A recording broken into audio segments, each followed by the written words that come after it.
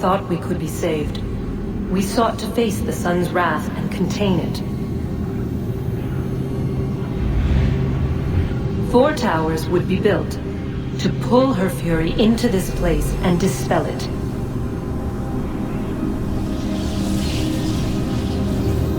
But even with all we knew, with all we had, it would take too long. 1,000 years we could labor and still the work would not be done. The first tower was never completed. The project abandoned. We moved on. But while we labored on other endeavors, a few returned. They thought to automate the process.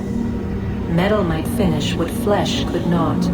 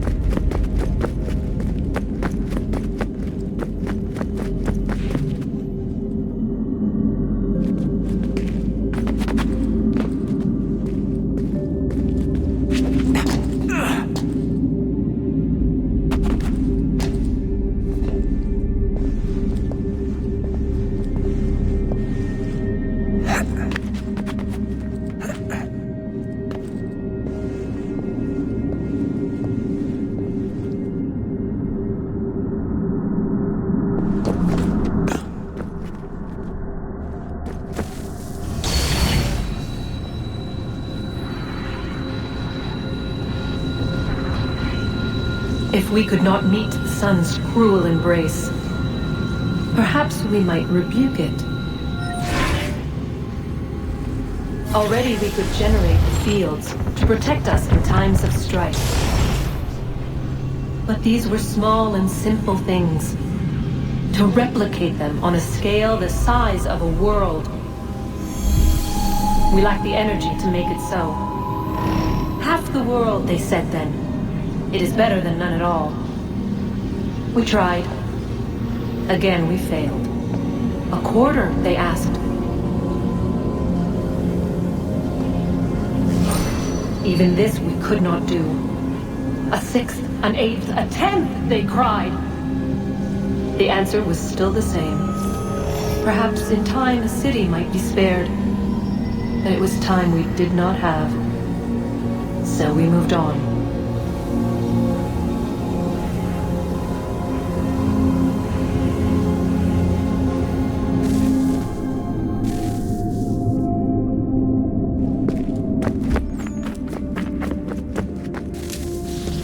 Wonder what's inside.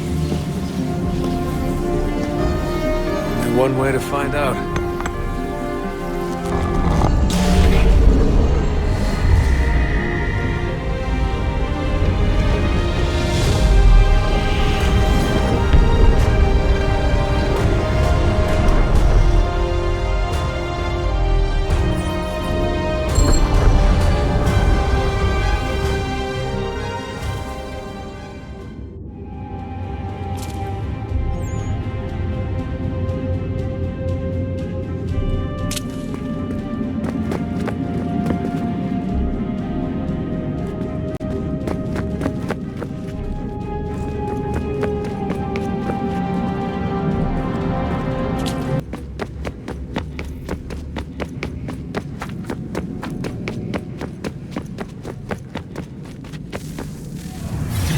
What is a fact?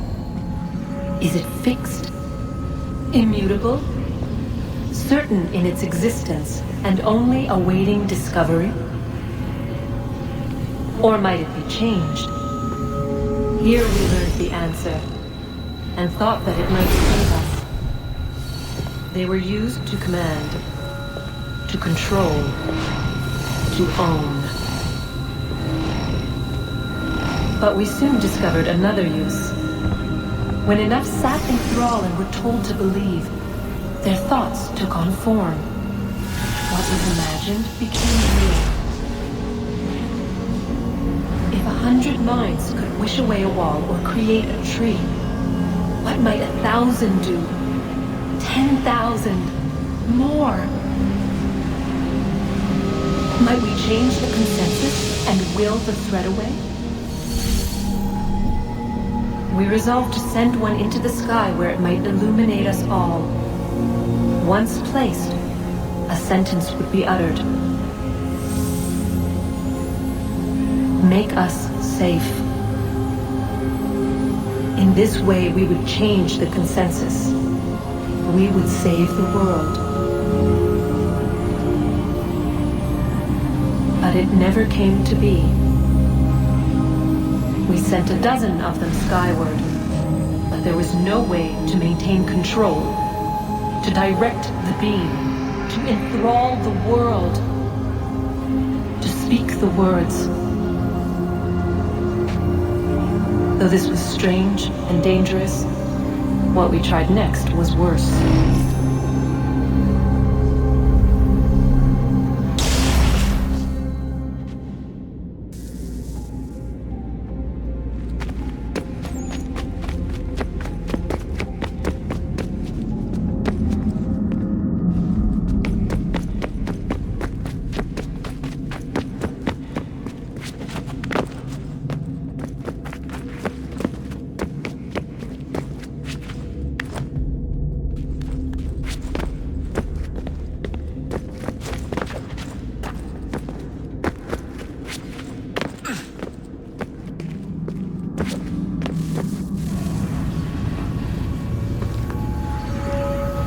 Our first instinct was to travel back, to change the past.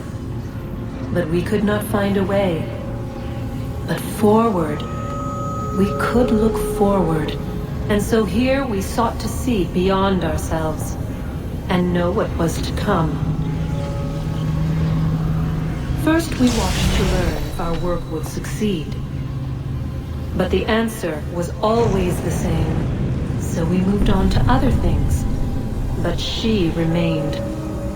The one you call Minerva. In time, she too stopped looking, and instead began to speak. She called out across time, in the hopes that you might be saved. She hid messages where none might find them, save for you and those within this place. Fascinating.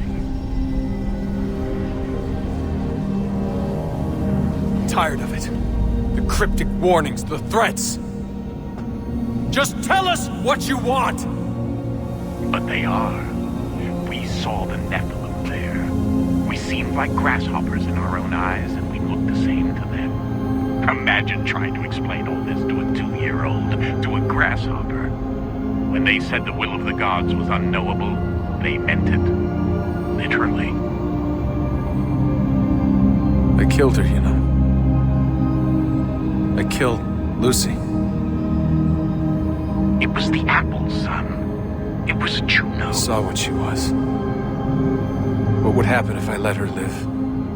I could have stopped myself. I mean, there was a force there. But I didn't have to. I chose to. Desmond. Lucy was going to betray us and take the apple back to Abstergo.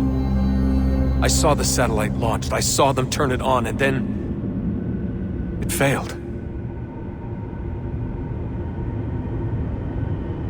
Whatever's on the other side of that door, it benefits Juno. We need to be careful.